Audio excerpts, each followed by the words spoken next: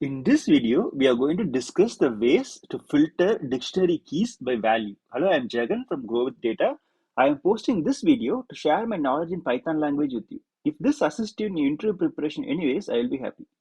If you want to copy the code used in this video, you can go to the YouTube channel growwithdata, where you have the videos and playlist. We are talking about the Python interview questions 51 to 100. I'm going to post this video into this playlist. If you want to see the Tamil version, you have the Tamil version, Tamil Python interview questions 51 to 100. If you go to this playlist, you can see all the videos related to this playlist. We have only 2 now. I'm going to add more to it.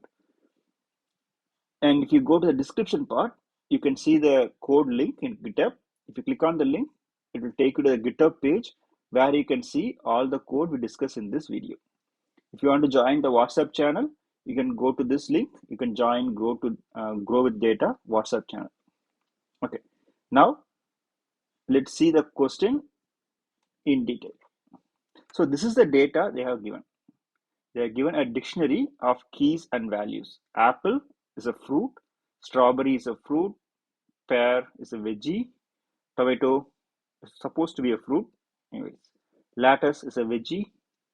So they have given 5 key value pair, and they have given another value as fruit.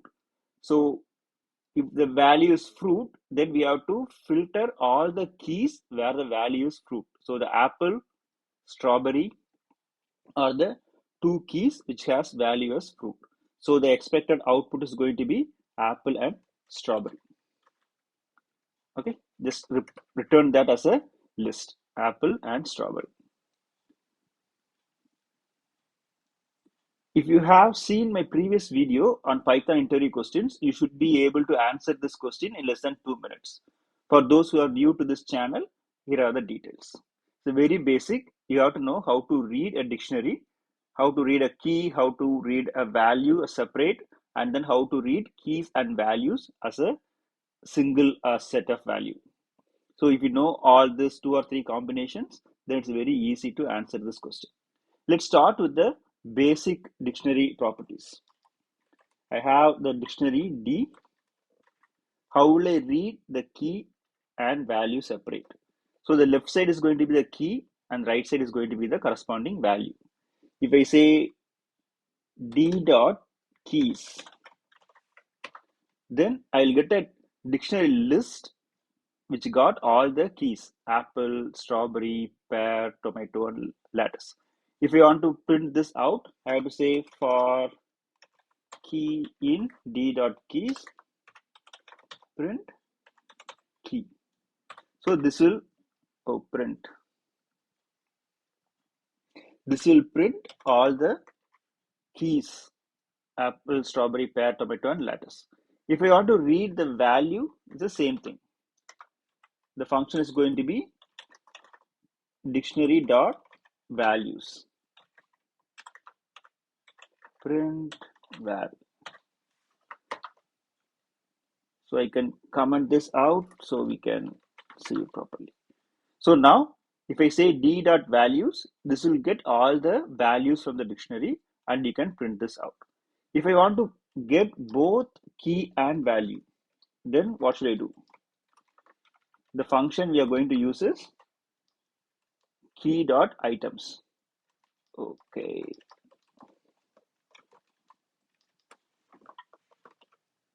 So we are going to put this same function here. Instead of key dot values, we are going to say key dot items. So it got going to have keys and values. So we say key val in D dot items, print key equal to key and value equal to val. So this will read what is the key and what is the corresponding value. So we are going to use this third option and we are going to filter the current dictionary where the value is going to be the given user looking for values. Okay, fine. Let's get this dictionary as the input parameter and the value filter is going to be fruit. Let's start a function div growwithdata. D is the dictionary, value is the filter part. So now we're going to assign a list where you're going to store the required keys, and we are going to start our loop. So what we tried for key val in d dot items, right? So I'm going to get this for loop. I'm going to use that. So here I'm going to have a filter. If the val is equal to the input parameter value, then result dot append the key. We can print, sorry, we can print the result, return result. Let's see how this works. So it's so simple, right? So these kind of questions will be asked for the ice breaking session. So initially when they start the interview, they don't want to screw up your mind. So they just ask you very simple question to make sure you get that excitement and get into the interview flow. So these kind of questions are used for that level. So if you can't answer this simple question, then going further into the interview might not be the easier one. So these kind of things you have to understand. The basic thing is how to read a dictionary. So you have to know how to read only the keys, how to read only the values, how to get the key and value. So if I say key and value, right, instead of that, if I simply use C, right, if you assign that to one value, and then if you print C, let's comment this out. If you print C, then you get the value in 1. So what is the type of this variable? It's going to be a dictionary's type of C. So it's going to be a tuple. So we can't insert anything. We can just read it. So how will I read it? So if I say C of 0, I'll get apple. And C of 1, it's going to be the value, which is going to be the fruit or whatever it is. And then the type. So you see apple, fruit, type. So you don't have to put key and value in the for loop. You can just have one variable and then you can break down into two different variables at the bottom. So however you want to play around, you have to know the basics of it. So this is kind of for a beginner. So whoever just started with Python of 6 months or 1 year experience, they can go for the for loop. If you are an experienced resource and if this kind of questions comes up, there is a better way to represent this. How would I do it? The same part, but you can write it in one liner. So we call this as list comprehension. We talked about that in our previous video also. Let's see how to do that. So same for loop. Let me copy this and then we can manipulate.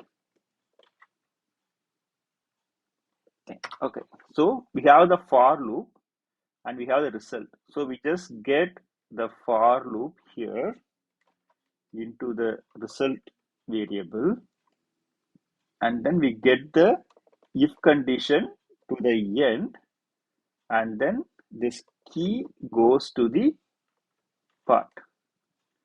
So whatever the function we used, right, we did only those conditions. We use the for loop here, and then we put the filter condition to the end, and whatever value has to come, we put here. And if you call this function, it's going to return the same part. So instead of having 3 or 4 lines of code, we can directly use this. We don't even have to assign that to a variable. We can simply say return this value. This also will give the same result. So instead of breaking down into 3 or 4 lines of code, you can do it in a direct one-liner list comprehension. So this will show you that as you are getting used to Python and you can write better coding, right? So if you are an interviewer, and if somebody asks, let's say, a similar question and they answer it this way, so someone is going to answer the list comprehension way. So which one is going to impress you, right? You can practice both. So once you know the basics of how to do a for loop and if condition, it's easy to convert that to a list comprehension. Hope you like this video and thanks for watching.